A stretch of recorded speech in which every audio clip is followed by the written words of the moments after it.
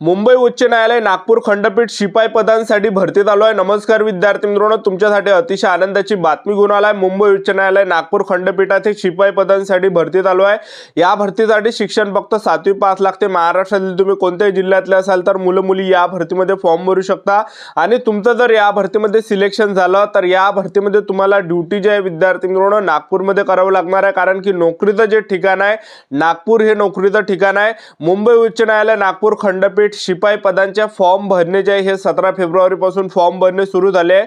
Form भरणे शेवटची तारीख 4 March 2025 form भरण्याची शेवटची तारीख आहे आणि तुमचं मुंबई उच्च न्यायालय नागपूर खंडपीठ शिपाई भरतीमध्ये जर तुमचं सिलेक्शन झालं तर पगार तुम्हाला यामध्ये 16,200 ते 52,400 पर्यंत पगार भेटणार आहे।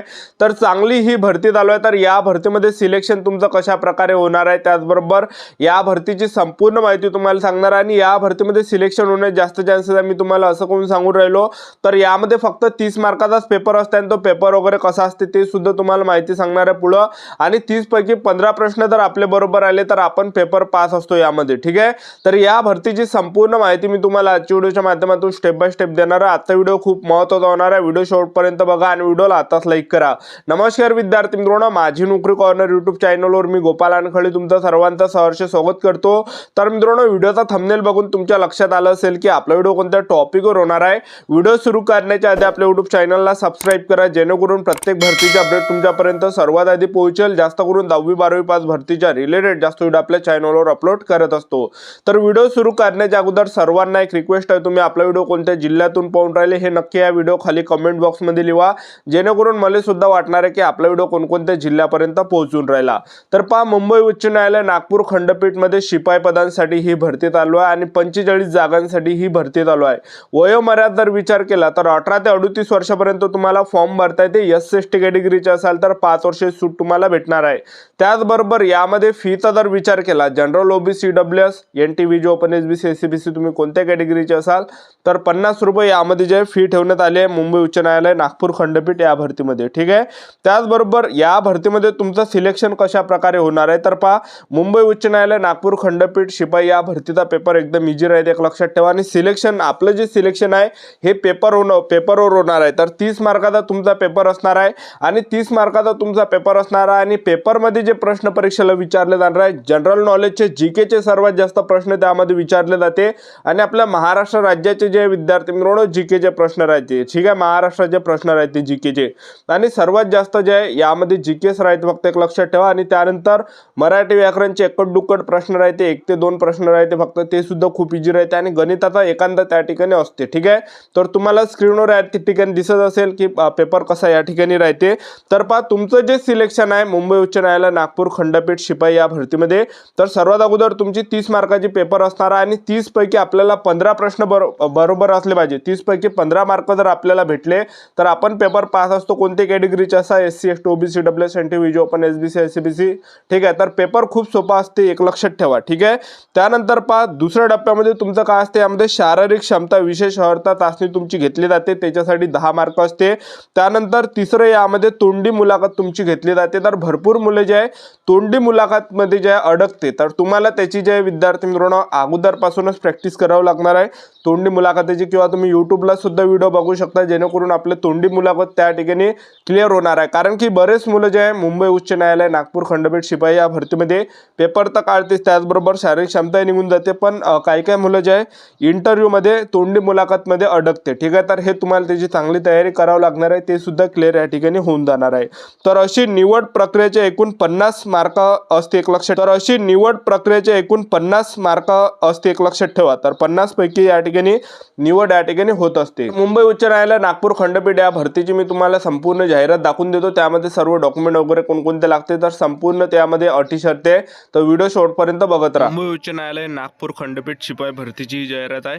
मुंबई उच्च न्यायालय नागपूर खंडपीठाच्या आस्थापनेवरील शिपाई या पदाची सध्या स्थितीत रिक्त असणारी 24 पदे व पुढील 2 वर्षात रिक्त होणारी 12 पदे अशा एकूण 36 पदांकरिता उमेदवारांची निवड यादी आणि 9 उमेदवारांची प्रतीक्षा यादी तयार करायची आहे। यासाठी ही जाहिरात प्रसिद्ध झाल्याच्या दिनांकास खालील नमूद पात्रता निकष आणि अटींची पूर्तता करणाऱ्या निरोगी इच्छुक व पात्र उमेदवारांकडून ऑनलाईन अर्ज मागवण्यात येत आहे। त्या संदर्भात निवड यादी व प्रतीक्षा यादी ही प्रसिद्धी दिनांकापासून 2 वर्षासाठी वैध राहील। सदर पदाची वेतन मॅट्रिक्स एस 16,600 ते 52,400 अधिक नियमानुसार इतर देय भत्ते अशी आहे। त्यानंतर इथं वयोमर्यादा तुम्ही बघू शकता। त्यानंतर अटी आणि शर्ती या ठिकाणी बघू शकता। उमेदवार हा महाराष्ट्राचा रहिवासी असला पाहिजे। त्यानंतर तुमचं जे सिलेक्शन आहे या ठिकाणी, तर या ठिकाणी फॉर्म जर तुम्हाला भरायचा असेल मुंबई उच्च न्यायालय नागपूर खंडपीठ शिपाई या भरतीमध्ये, तर तुम्हाला या वेबसाईटवरून फॉर्म भरता येते https://bombay-high-court.nic.in। तर या वेबसाईटवरून तुम्हाला फॉर्म भरता येणार आहे। त्यानंतर आपल्याला कागदपत्र या ठिकाणी कोणकोणते लागणार आहे तर ते सुद्धा मी तुम्हाला या ठिकाणी सांगून देतो। तर मुंबई उच्च न्यायालय नागपूर खंडपीठ शिपाई या भरतीमध्ये जे कागदपत्र लागणार आहे तर जन्मतारखेचा दाखला तुम्हाला लागणार आहे। त्याचबरोबर शाळा सोडल्यात दाखला, त्याला TC म्हटलं जाते। जन्म प्रमाणपत्र किंवा 10वीचं बोर्ड सर्टिफिकेट यापैकी एक लागणार आहे। त्याचबरोबर शैक्षणिक पात्रतेच्या परीक्षेचे गुणपत्रक, 7वीची मार्कशीट, 10वीची मार्कशीट, 12वीची मार्कशीट। त्यानंतर यामध्ये तुम्हाला 7वीचं बोर्ड सर्टिफिकेट, 10वीचं बोर्ड सर्टिफिकेट, 12वीचं बोर्ड सर्टिफिकेट लागणार आहे। त्याचबरोबर यामध्ये तुम्हाला आणखीन यामध्ये लागणार आहेत तत्सम अधिकाऱ्याने प्रदान केलेला जातीचा दाखला मागासवर्गीयांसाठी आणि महाराष्ट्राचे अधिवास प्रमाणपत्र डोमिसाईल तुम्हाला लागणार आहे।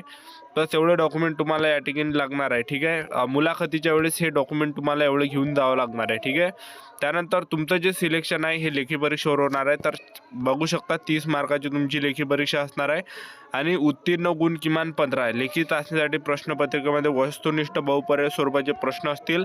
30 मार्काचा पेपर असणार आहे आणि 30 पैकी 15 प्रश्न तुमचे बरोबर आले, तुम्ही कोणती कॅटेगरी असा SC ST OBC EWS NTV open SBC SVC, तर तुम्ही या ठिकाणी पासिंग असणार आहे, पास असणार आहे तुम्ही पेपर 30 पैकी 15 प्रश्न बरोबर आले तर।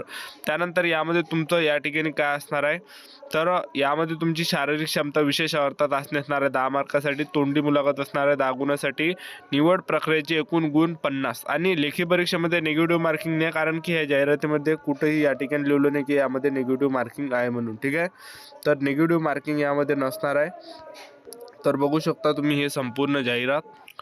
त्याचबरोबर काही सूचना दिल्या आहे। मुलाखती बोलवण्यात येणाऱ्या उमेदवारांनी त्यांनी अर्जासोबत दाखल केलेल्या कागदपत्राच्या मूळ प्रती पडताळणीसाठी आणाव्यात, तसेच या कार्यालयास मान्य होईल असे स्वतःचे फोटो प्रमाणपत्र। त्याचबरोबर पात्र उमेदवारांना लेखी परीक्षांसाठी शारीरिक क्षमता विशेष अर्थात असणे व तोंडी मुलाखतीत स्वखर्चाने हजर राहायचं आहे।